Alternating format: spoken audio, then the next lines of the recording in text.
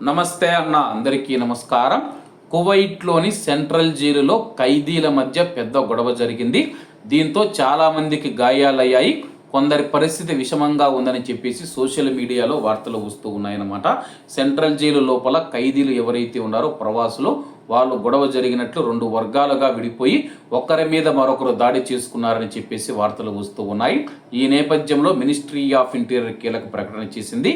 కువైట్లోని ప్రభుత్వ జైలు లోపల జరిగిన ఘర్షణకు సంబంధించి ప్రచారంలో ఉన్న వార్తలు అవాస్తవం అని చెప్పేసి మినిస్ట్రీ ఆఫ్ ఇంటీరియర్ ధృవీకరించింది.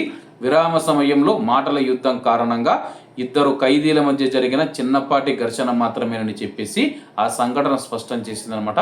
కేవలం ఇద్దరు ఖైదీలు ఎవరైతే ఉన్నారో వాళ్ళకు విరామం దొరికినప్పుడు మాటల యుద్ధం మాత్రమే జరిగింది, ఒకరి మీదకి ఒకరు గొడవకు పోలేదని చెప్పేసి. అలాగే దీన్ని కొంతమంది ఖైదీలు కొట్టుకున్నారు, సెంట్రల్ జైలు లోపల పరిస్థితి అదుపులో లేదని చెప్పేసి ప్రసారం చేస్తూ ఉన్నారు.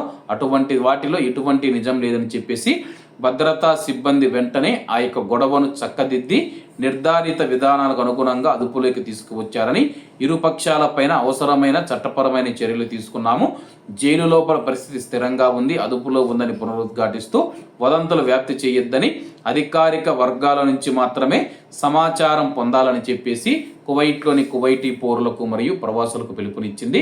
ఎందుకంటే కానీ సెంట్రల్ జైలు లోపల గొడవ జరిగిందంటే కానీ దాంతో చాలామంది ఖైదీలు గాయపడ్డారు. దీంతో బయట ఉన్న కుటుంబాలు ఏవైతే ఉన్నాయో సెంట్రల్ జైలు లోపల గొడవ జరిగింది, మా వారికి ఏమైందని చెప్పేసి చాలామంది ఆందోళన చెందే అవకాశం ఉంది.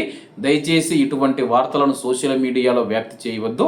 ఒకవేళ మీ వరకు వచ్చినా కానీ మీ స్నేహితులకు కావచ్చు, బంధువులకు కావచ్చు షేర్ చేయవద్దని చెప్పి మినిస్ట్రీ ఆఫ్ ఇంటీరియర్ తెలిపింది. కాబట్టి అందరూ బాగుండాలి, అందులో మనం ఉండాలి. అందరికీ నమస్తే అన్న, జై హింద్.